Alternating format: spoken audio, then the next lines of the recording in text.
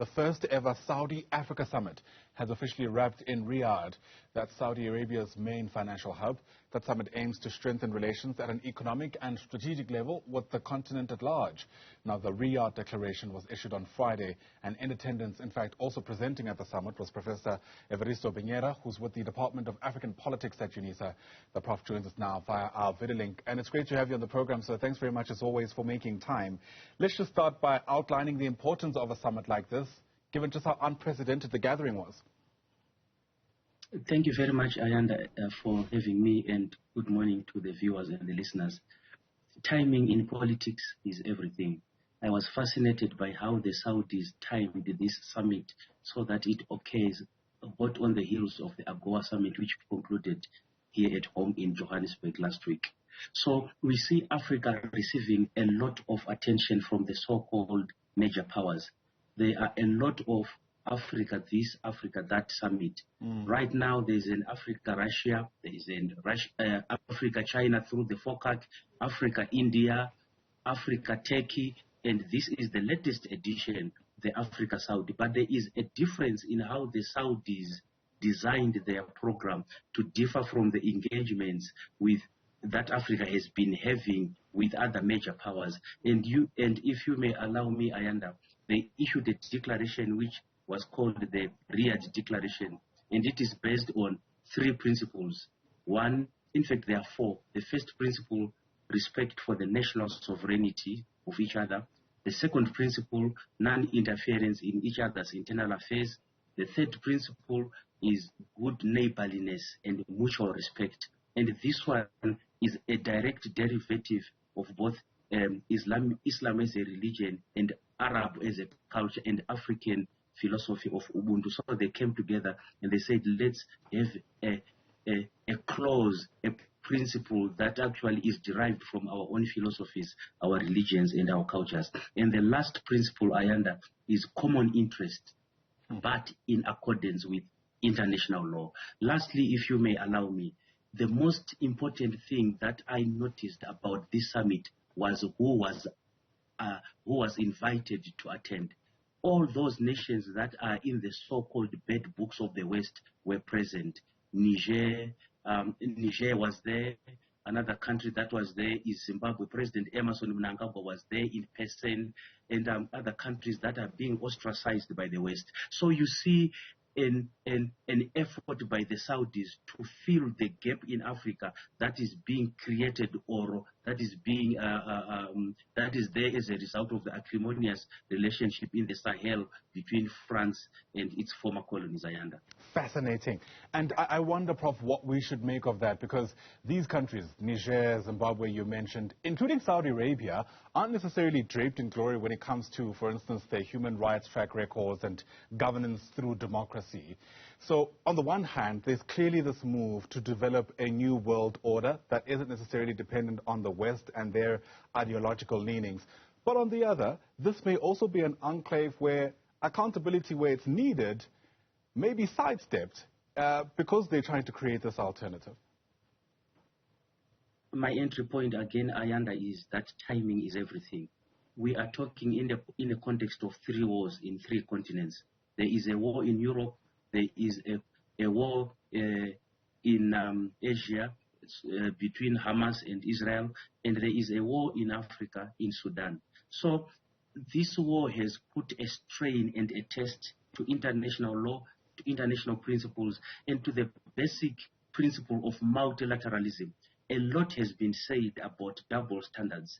And now, countries like Zimbabwe, Saudi Arabia, and by the way, on the heels of the Africa-Saudi summit, there is the Organization of Islamic States. They are meeting in Riyadh just a day after the end of the Africa-Saudi summit. It is quite fascinating to note that for the first time, an Iranian president is coming to Saudi Arabia for a summit. So President Raisi will be in Saudi Arabia to discuss. So the wars that are occurring are galvanizing certain forces that ordinarily would not have come together. And the principle of human rights is not only being negated and redefined, I think it is a principle that is being, for lack of a better word, being put on the back burner in the defense and interest of national interest of the major powers in the world. Speaking about forces galvanizing, you speak about this newfound interest on the continent, and I think you're right. It's also existing in the arts, where just a lot of focus when it comes to the aesthetic of some of the work that's been produced has a big African influence. My question to you is this: how worried should we be about a second scramble for Africa in a context where we know there's no such thing as a free lunch? I have been counting the number of relationships that Africa is having with the major powers. And earlier on, I mentioned about Turkey, India, China, Russia, EU, the United States, and lately Saudi. All of them are descending on Africa, so to speak. All of them want to have one form of relationship or the other with Africa. And the question is, if we are so underdeveloped, backward, and so on, why are we attracting this international attention? It means there is something that we have which they do not have. Unfortunately, in Africa, we do not speak with one voice, be it at the continental level, the African Union, be it at regional level, for example, at SADC, the East African Commission, the East African Committee, and so on and so on.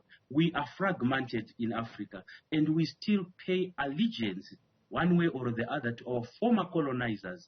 By this I mean that there is what is called the Francophone bloc, there is the Anglophone bloc, and this is more pronounced when you go to Midrand, to the Pan-African Parliament, whereas Africans, we do not speak and act in our best interest when electing representatives, when dealing with the agenda, but we are thinking from France, yet we are in Africa. We are thinking from the United Kingdom. So the short answer to your question is that we should be worried because we are not united. The difference between the approach by the Saudis and the rest of the other major powers is that the Saudis, in my own reading, they are going for country-specific projects. They are not treating Africa as a monolith. And by the way, these are the people with the money. I checked, they have got 221 billion US dollars surplus. So when they talk about investing in Africa, these are people that have proved to follow through their promises. They said they will help us with water. 1 billion US dollars is being put to alleviate water problems in 10 years. We are yet to see how that will translate in actual terms. Is it the finishing of the Inga Dam? What does the solving of Africa's water problems mean on the ground? Does it mean the end of the quarrel between Sudan, Egypt, and Ethiopia about the Grand Ethiopian Renaissance Dam? As they say, the taste of the pudding is in the eating. Absolutely. And, you know, outside of sheer force, which is what these wars are characterized by, there's also soft power, right? There's diplomacy and all these different kind of relations that if you're not careful, as a country, you could find yourself on the back burner, for lack of a better term. And I can't help but also note that Saudi Arabia is part of this expanded BRICS forum now, after the summit was held here in Johannesburg. So this is clearly a country on the charm offensive. The Saudis under Crown Prince Mohammed bin Salman. Mohammed bin Salman, I was about to say MBS, but that is his shortcut. Mohammed bin Salman. The Saudis had an upper hand in Africa. They were just not using it. But now they have found their voice and they have just decided to deploy their upper hand, which had already existed in Africa. What do I mean by this? The Saudis have got a unique advantage over the Americans, the Europeans, the Russians, the Chinese, and so on, because they have got three sources of power. Number one, religion. Saudi Arabia is the cradle of Islam. Mecca is there. Medina is there. Secondly, Arab. they are a source of the Arabic culture. So if you add religion and culture as sources of soft power, then you add oil as a source of hard power, because they've got the military capabilities, they've got the military hardware, and they have got the money. Two sources of soft power, one source of hard power. You have got the right mixture of smart power to deploy in Africa. Because the biggest challenge that some of these big powers have is that they deploy their investments in Africa, but they do not have the hard power, for example, to guard their pipeline.